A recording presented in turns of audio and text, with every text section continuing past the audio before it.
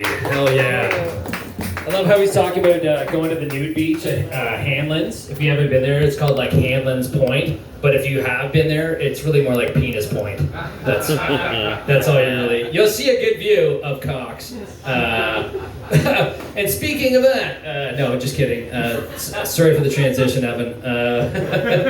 But yeah, bring your next comic to the stage. I've also performed with him all around the city. He's a hilarious guy. Please welcome Evan W. How's it going? I'm Emo Michael Sarah. Good to be here. I'm not very political, except I got to meet Rob Ford back in the day. I know I look 12, but I did. I got to meet Rob Ford, and when I met him, it was at a party, and I went up to him and I was like, "Hey, Mr. Mayor," and he handed me a key, and I was like, "Is this the key of the city?" And he was like, "It's better." So that's something. No, I also the only political thing I know is our dude that runs it now is Mark Carney. Yeah, and that's all I know. It's just his name.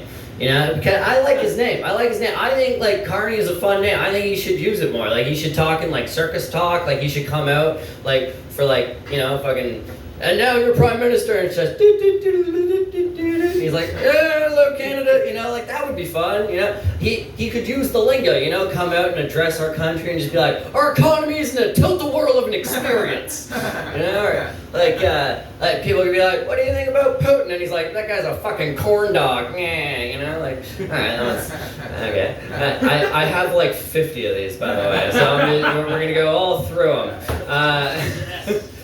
No, I think I only got. Okay, now if you elect me, you will receive a stuffed Rasta banana. Okay, now I'm done with those. No, I just think that would be funny. Just like you elect a dude, you vote for him, and then they're like, here's your fucking banana. You're like, oh, sweet, he's smoking a joint. Like, you know. Now I'm working on it. I think I solved our homeless problem. Let's just give them all carnival games. No, I'm serious. Like, I wrote this because of his name, but now I'm thinking about it, I'm like, this is actually a good idea. Because they're fucking cheap. They're made out of cardboard. It's basically a box. You're just giving people boxes. But, like, the prizes would be cool as fuck. All I'm saying is, like, every homeless person just on the side of the street, just with, like, fucking, you know, crokinole and fucking, the balloon darts, but you use their needles. That would be fun, you know? Yeah, the prizes would be fucking sick. You could win drugs, or like the stakes could be high. Like say you lose, he has to spend the night with you. Like now we're solving a situation here. Like you're scared. Now you need to own a gun. Okay, so now you got to go like be registered for guns and shit and get the proper thing. Now you're funding society. See with buying weapons because you don't want this motherfucker to kill you at night because you lost at fucking balloon darts with needles. I don't know. I got really intense with that. I'm sorry. I got uncomfortable. I got uncomfortable. I'm an uncomfortable dude because I don't ever want to look homophobic, you know. But that's only because I'm from Oshawa, you know. I know what I look like. I know I look like I do drugs and I act like I do drugs. It's just because I'm from Oshawa, people. Like that's the problem, you know. Like, and so when people are like, "Hey, that's a homophobic joke," I'm like, "No," and they're like, "No, you're from Oshawa. You're a dirty person." I'm like, "No, it's fine. I support gay, be gay, you know, gay and yay."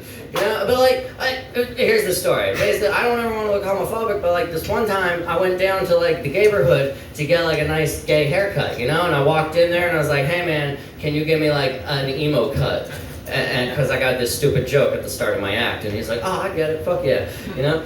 But like before I walked in there, my hand got on the door. Like I was perfectly on time. You ever been perfectly on time for a hair appointment? The only woman in the fucking place is not listening. But like you ever been like so on time for a hair appointment where you put your hand on the door, you're like, 1 minute to go, and then your stomach just goes.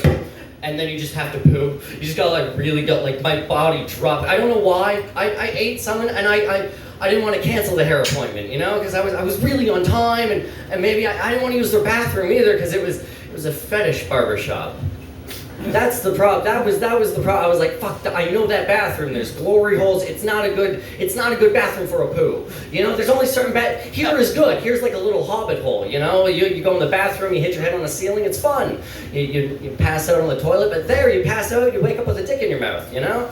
Like, basically what I'm trying to say is like it was a weird barbershop. There was like whips and chains and dog masks and you could buy thongs. It was called the men's room.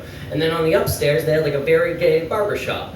You know, there was 2 barbers, and one dude, exactly like me, you know, very twinky, and like, I walked in and he said, I forgot my wings today. And that's what he did. That's not even an exaggeration. So basically, I just had to hold it, you know, I just had to hold it, but then I realized holding in a shit makes you look real fucking nervous.